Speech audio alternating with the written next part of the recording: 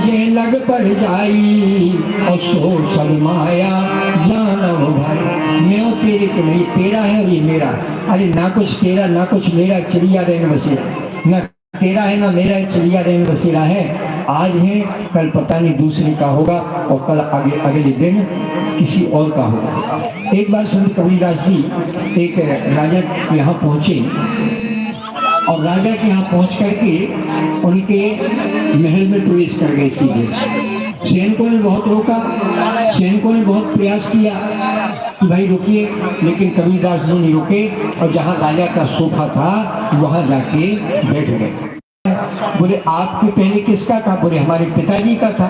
और बोले पिताजी के पहले किसका था? बोले उनके पिताजी का था। और फिर उसके पहले बोले उनके पिताजी का। बोले मूर्ख, तेरा तो कुछ भी नहीं है, तो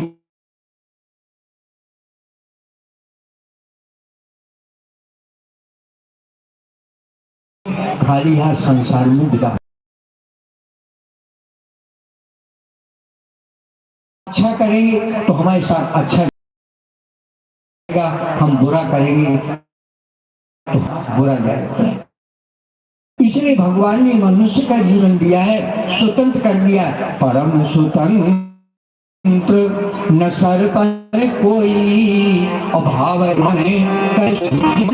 वही आदमी कर रहा है। लेकिन नहीं बहनों भाइयों, हमें भगवान ने बुद्धि दी है, समझदारी दी है, इसलिए हमें हमेशा अच्छे काम करना चाहिए। ना तो दूसरों को सताना चाहिए, चाहे वो कीड़ा मकोड़ा क्यों ना हो, पशु पक्षी क्यों ना हो, सभी को भगवान ने जीवन दिया है। पड़ोसी को भी नहीं सताना चाहिए, परिवार में भी नाना प्रकार की संकटों को संकट नहीं देना चाहिए, किसी को परेशान नहीं करना चाहिए। तो बहनों भाइयों, कबीरदास जी ने किया है, कबीरा आप ठगाइए और न ठगिए कोई, आप ठगे सुख होते और ठगे दुख होते। इसलिए बहनों भाइयों, अच्छे कर्म करने के लिए भगवान ने मनुष्य का जीवन दिया है। लेकिन आदमी सोचता है सब मनुष्य का जीवन ऐसे ही बहुत कीमती है। बहनों भाइयों, एक युवा आलसी था, प्रमादी था।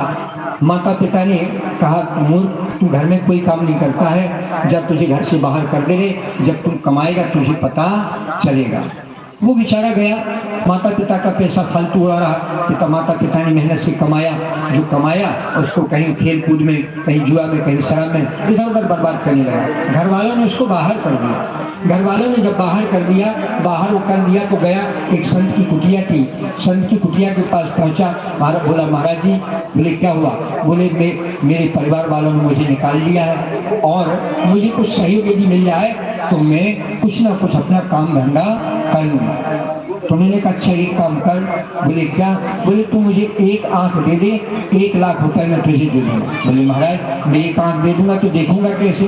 बोले अच्छा एक काम कर, एक हाथ दे दे, हम तुम्हें 1 लाख दे देंगे, तुम अपना व्यवसाय कर ले। अरे बोले महाराज 1 लाख में कैसे हाथ दे देंगे? बोले अच्छा हम 2 लाख रुपए देंगे, अपना एक पैर दे दे। बोले महाराज फिर हम चलेंगे कैसे? तो बोले मूर्ख, भगवान ने कितना कीमती तुझे शरीर दिया, एक आंख कितने लाखों रुपए की है, कान लाखों रुपए का है, हाथ लाखों रुपए का है, पैर लाखों रुपए का है, लेकिन मूर्ख तूने इस काया को समझ नहीं पाया। तब उसको बोध हुआ और वो वापस गया, काम करने लगा, मेहनत करने लगा, पुरुषार्थ करने लगा। बहनों भाइयों, इसीलिए हम इस मनुष्य की काया का महत्व नहीं समझते हैं। लेकिन ये काया की मनुष्य का जीवन का बोध कहाँ होता है? जब हम सत्संग करते हैं। जब तक हम सत्संग नहीं करते हैं, हमारे जीवन में बोध मिलता ही नहीं। सत्संग का बहुत बड़ा प्रभाव होता है। सत सुधि रही सत्संगति पाई, और पारस परस प्रभात सत्संग के प्रभाव से मनुष्य का जीवन ऊंचा होता है। जिस प्रकार के लोहे को कहते हैं जब पारस से स्पर्श कर लेता है तो सोना बन जाता है। बहनों भाई, जो पारस कहीं नहीं, पारस यदि होता तो जितनी लोहे की ट्रेनें निकली है, लोहे के सरिया है, लोहे के दरवाजे हैं, लोहे की जो भी चीजें सब पारस की हुआ करके सारी सोने की हो जाती, और ट्रेनें भी सोने की हो जाती, और पटरी भी सोने की हो जाती। सोने सोना होता नहीं रहा। ये शरीर जब सत्संग में संपर्क में आता है तो यही शरीर उस पारस रूपी सत्संग से स्पर्श करके सोना बन जाता है, यानी खोटे से जीवन हरा बन जाता है। बहनों भाइयों, एक सत्संग का प्रभाव है। एक कहीं भागवत कथा हो रही थी।